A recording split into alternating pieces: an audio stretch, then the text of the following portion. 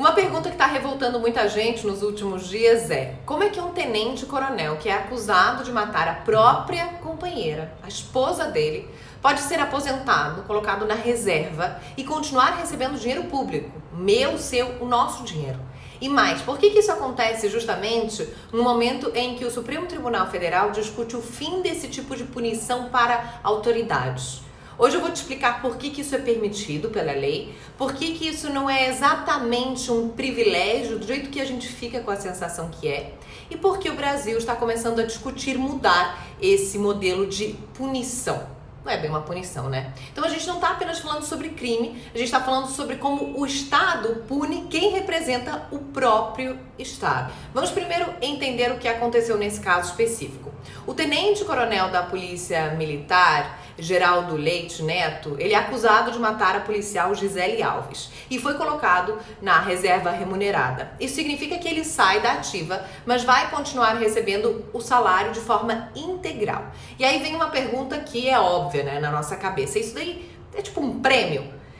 Não deveria ser, mas a gente fica com a sensação que é. E isso acontece porque existem três diferentes processos acontecendo ao mesmo tempo.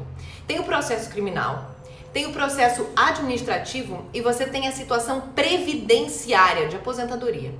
Um não cancela automaticamente o outro.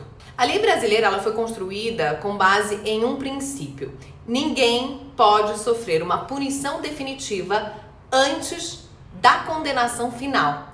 E isso existe, claro, para evitar injustiças. Imagina se alguém perde o cargo, perde o salário, perde a aposentadoria depois de trabalhar a vida inteira e no fim é absolvido. Não pode, né? Então o Estado aí teria destruído a vida dessa pessoa sem volta. Por isso é que existem três etapas: primeiro a investigação, depois o processo em si, depois a condenação definitiva. E só no final disso, normalmente, é que vêm as punições permanentes, como a perda de patente, a expulsão, a perda de benefícios.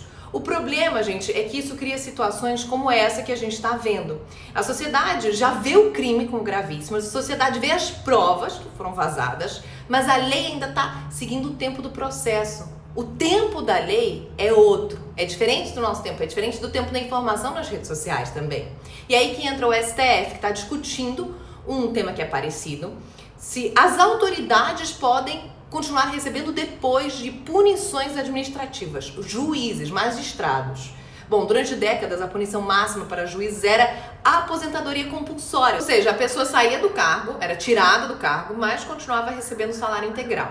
Isso começou a gerar uma pergunta que é bem incômoda. É uma punição ou é um privilégio? Parece mais um privilégio, né? O STF então começou a sinalizar uma mudança. Uma aposentadoria não deve ser punição, porque a aposentadoria é um direito previdenciário. Esse é o entendimento do STF. Se o caso for grave, a punição tem que ser a perda do cargo.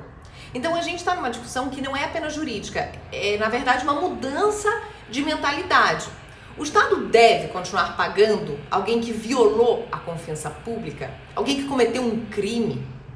Então, esse é o debate, não é só sobre esse caso, é sobre dois modelos de Estado. Um modelo que prioriza proteger direitos individuais e outro modelo que prioriza garantir a responsabilização.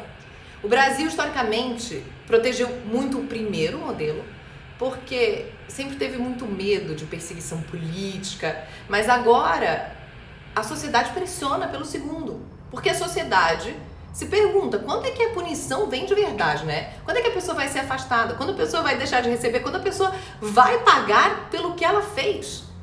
Esse debate, ele tá começando agora, e o que pode acontecer daqui para frente é uma mudança nesse modelo. Mais decisões permitindo demissão em vez de aposentadoria. Processos, então, mais rápidos, né, de expulsão, de retirada do cargo, e uma discussão maior sobre a perda de benefícios depois, só depois da condenação. Então, uma revisão do que significa punição dentro do serviço público. No fundo, gente, esse caso ele deixa uma pergunta que é: o que acontece quando alguém falha gravemente representando o Estado?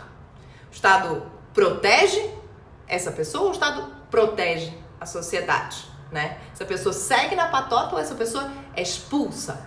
A gente, enquanto sociedade, sente que é um questionamento moral, mas é um questionamento que está começando agora e que a gente precisa pressionar por respostas e por, de fato, mudanças. O brasileiro comum não ganha, por exemplo, 21 mil reais, como o tenente-coronel vai passar a ganhar agora. Ele está num presídio para policiais militares, que já não é um presídio como qualquer um iria, para onde qualquer um iria se cometesse um crime. É um presídio com mais benefícios, com mais liberdades. Então ele está nesse presídio recebendo 21 mil reais depois de ter cometido um feminicídio.